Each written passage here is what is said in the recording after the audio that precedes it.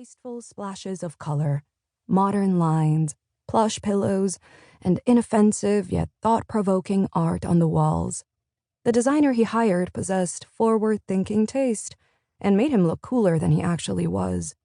A testament to Colin's talent at outsourcing whatever he happened to lack, which wasn't much, at least materially. Colin Case came from supreme wealth, which was the initial attraction for me.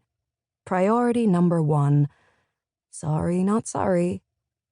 Truthfully, I thought I would ultimately snag myself a divorced and upwardly mobile hedge fund manager with a well-done hair transplant, about 10 to 15 years my senior, in want of a younger trophy wife who could actually hold a conversation and acquiesce to anal on anniversaries.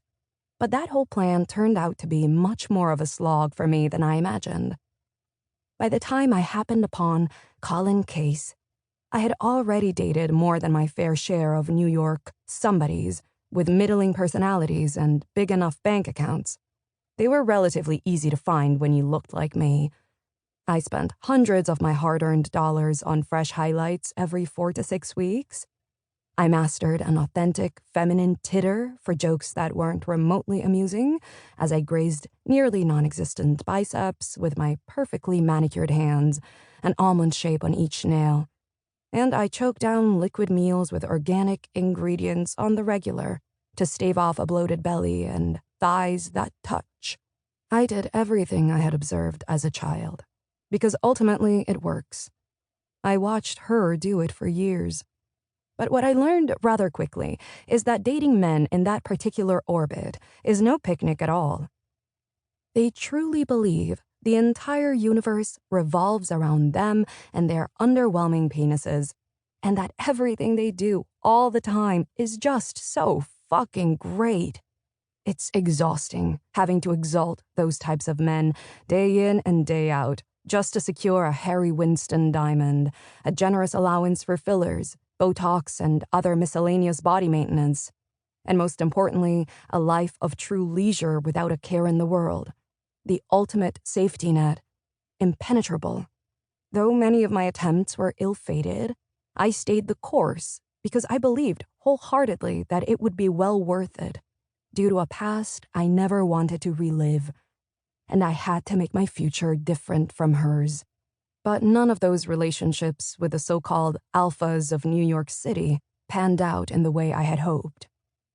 Philip Hartley, an Ed Harris dupe with a Cialis prescription, dumped me after I deigned to ask his sister-in-law about the family trust when we were blitzed on rosé at their vacation home in Palm Beach. Like we were competitors on The Bachelor, that recovering bulimic with a benzo problem told him I was there for the wrong reasons. Busted. That's what I got for trusting a woman. Sloppy work on my part. Deserving of the scathing critique she definitely would have given me. I could just hear her.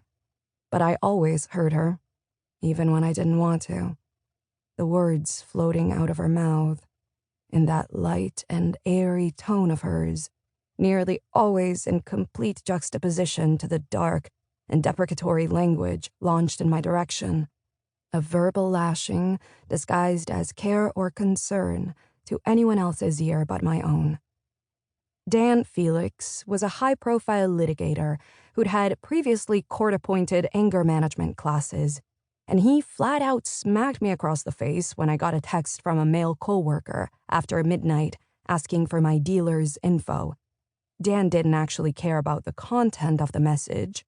He was the one with the coke problem, whereas my own usage was rather infrequent and purely recreational in cases where I thought it could bond me with someone useful. And Dan wrongly assumed I was cheating on him. As if I would waste my time on some junior account executive who shared his place with 3 roommates in Dumbo. Please. But I was learning. An angry man simply would not do.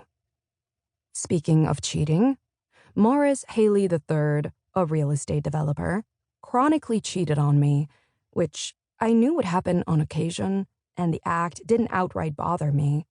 But there was nothing discreet about his dalliances. I didn't take kindly to openly